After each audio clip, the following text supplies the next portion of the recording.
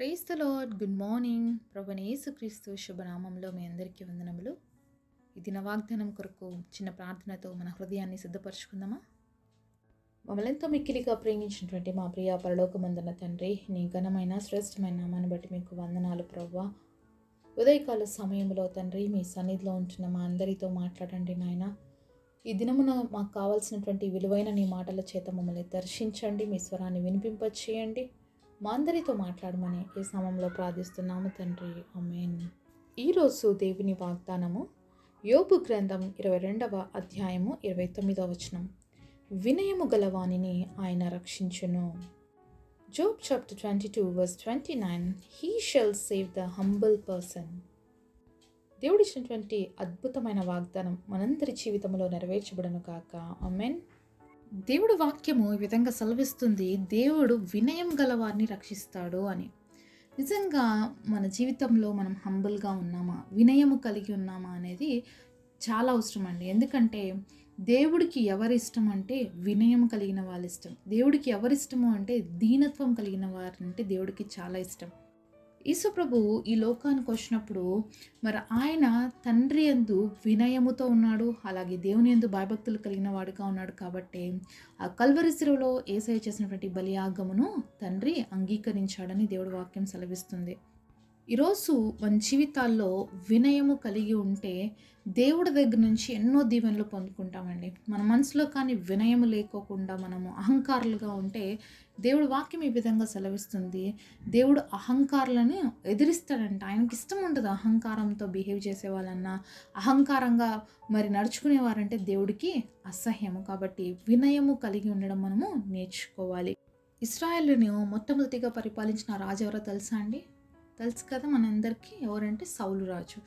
మరి ఈ సౌలుని దేవుడు ఎన్నుకున్నప్పుడు రాజుగా, ఇతను వాళ్ళ యొక్క వృత్తి కావచ్చు, వాళ్ళు చేసిన పని కావచ్చు ఏంటంటే మరి వాళ్ళు గాడిదలు కాచేవారుగా చూస్తామన్నమాట. అయితే గాడిదలు పోగొట్టుకున్నాయని చెప్పేసి సమూయేలు ప్రవక్త దగ్గరికి వెళ్ళినప్పుడే దేవుడు చెప్తాడు, ఇతన్ని అభిషేకించమని చెప్పినప్పుడు రాజుగా అభిషేకిస్తాడు. నిజానికి సౌలు చాలా అందంగా కూడా ఉంటాడు, అలాగే ఒక మరి క్యారెక్టరిస్టిక్స్ అంటే ఈ విధంగా ఒక రాజుకుండాలి అలాంటి ఫీచర్స్ అన్నీ కూడా మరి కలిగి ఉంటాడు. అయితే చాలా పిరికివాడు అనమాట. అయితే దేవుడు ఎందుకు ఇలాంటి వ్యక్తిని ఎన్నుకున్నాడు అంటే తన నామానికి మహిమకరంగా ఉండటానికి దేవుడు మరి సౌలు రాజుని ఎన్నుకుంటే, మరి రాజు అయ్యేంత వరకు కూడా చాలా డిఫరెంట్గా ఉన్నాడు సౌలు. కానీ ఎప్పుడైతే రాజు అయ్యాడో మరి దేవుడికి లోబడవలసినటువంటి ఈ వ్యక్తి, దేవుడు ఎదుట హంబుల్నెస్ని కలిగి ఉండవలసినటువంటి ఈ వ్యక్తి ఏం చేశాడు అనేది మనం బైబిల్లో నుంచి చూద్దాం.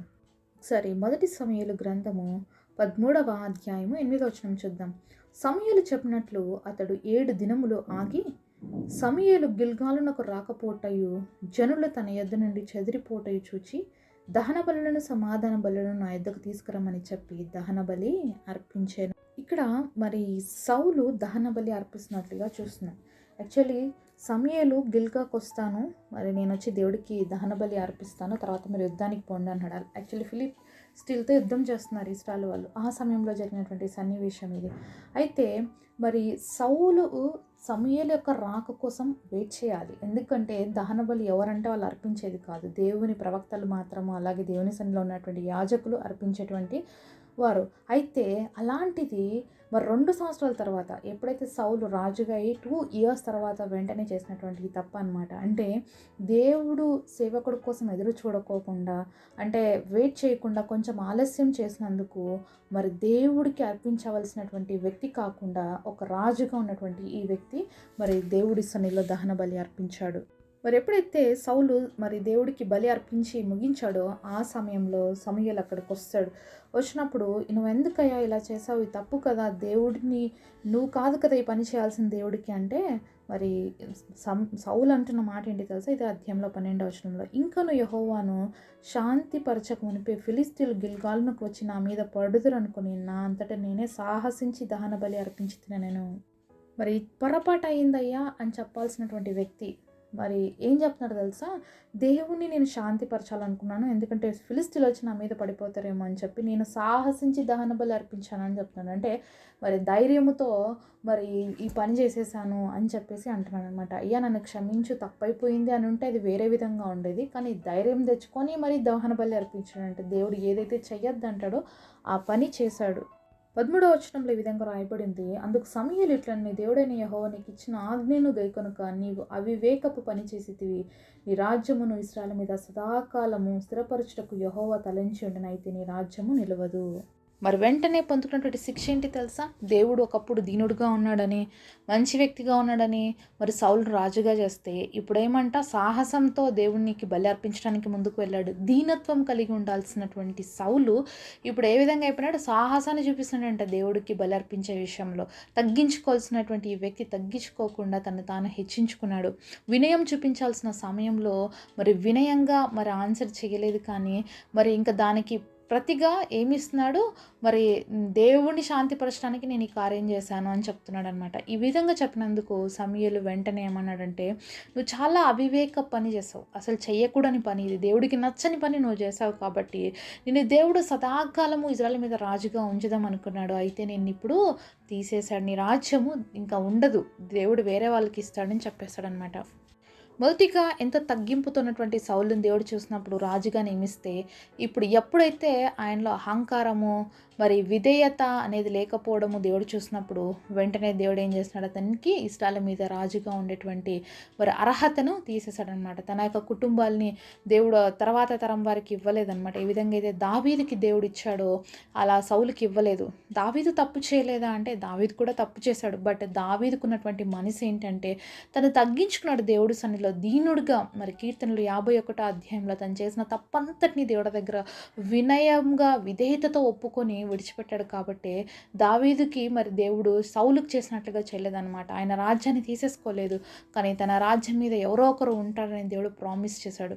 కాబట్టి మన జీవితంలో వినయము కలిగి ఉన్నట్లయితే, తగ్గింపు మనసు కలిగి ఉన్నట్లయితే, దేవుడు ఏదైతే మన జీవితంలో ఇవ్వాలని ఆశపడతాడో అది మన నుంచి తీసివేయడనమాట. తప్పులు పొరపాట్లు సహజంగా అందరూ చేస్తామండి, మానవులు కాబట్టి. అయితే తప్పును ఒప్పుకోవాలి దేవుడి సన్నిధిలో. మనం మనుషులు కాబట్టి దేవుడికి తెలుసు మన తప్పును మనం ఒప్పుకోవాలి, కానీ అహంకారంగా ప్రవర్తించకూడదు. ఇక్కడ సౌలు తన జీవితంలో అదే చేశాడు.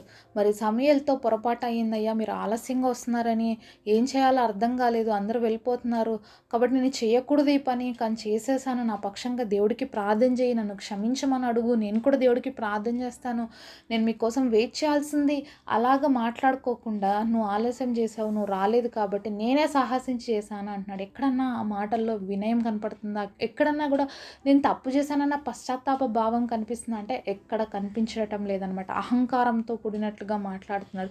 కాబట్టి అందుకనే దేవుడు అహంకారులను ఎదిరిస్తానన్నాడు, దీనులకి సహాయం చేస్తానని దేవుడు వాక్యం సెలవిస్తుంది. ఈరోజు మన జీవితంలో కూడా ఎక్కడైనా అహంకారంగా ఉన్నామా? ఏ విషయంలో ఉన్నా తగ్గించుకోవాల్సినటువంటి విషయాల్లో తగ్గించుకోకుండా మనం ఏదో గొప్ప వాళ్ళుగా అనుకుంటున్నామేమో. అయితే ఈరోజు మనం ఏమై ఉన్నామో అది కేవలం దేవుడి కృప. ఇది ఎప్పుడు మనం గుర్తుపెట్టుకోవాలండి. ఈరోజు మనం ఏమైతే కలిగి ఉన్నామో, ఏ స్థితిలో అయితే ఉన్నామో, ఇవంతటికీ కారణం ఎవరు అంటే దేవుడు మాత్రమే. దేవుడు ఇవ్వటాన్ని బట్టే. కాబట్టి ఏదైనా అతిశయించవలసి వస్తే అది ప్రభునందు మాత్రమే అతిశయించాలి, కానీ నాకున్న దాన్ని బట్టి, నీకున్న దాన్ని బట్టి, మనకున్న దాన్ని బట్టి మనం ఎప్పుడు అతిశయించకూడదు.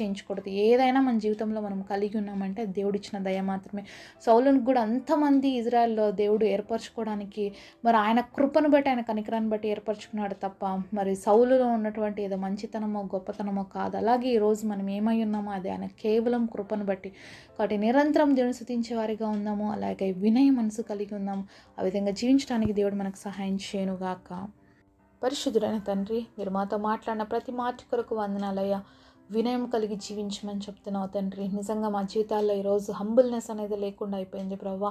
మా అందరికీ హంబుల్నెస్ ఇవ్వండి. నీ ఎదుట ప్రభా తగ్గించుకొని ప్రతి విషయంలో నమ్మకంగా ఉండటానికి సహాయం చేయి. మీరు మమ్మల్ని ఆశీర్వదిస్తున్నప్పుడు మేము ఇంకా ఒదిగి ఉండటానికి మీ సన్నిధిలో కృప చూపించండి. తద్వారా గొప్ప ఆశీర్వాదాలు మీ దగ్గర నుంచి పొందుకోవడానికి సహాయం చేయమని, గొప్ప వాగ్దానం మా అందరి జీవితంలో నెరవేర్చమని యేసు నామములో ప్రార్థిస్తున్నాము తండ్రి. ఆమేన్.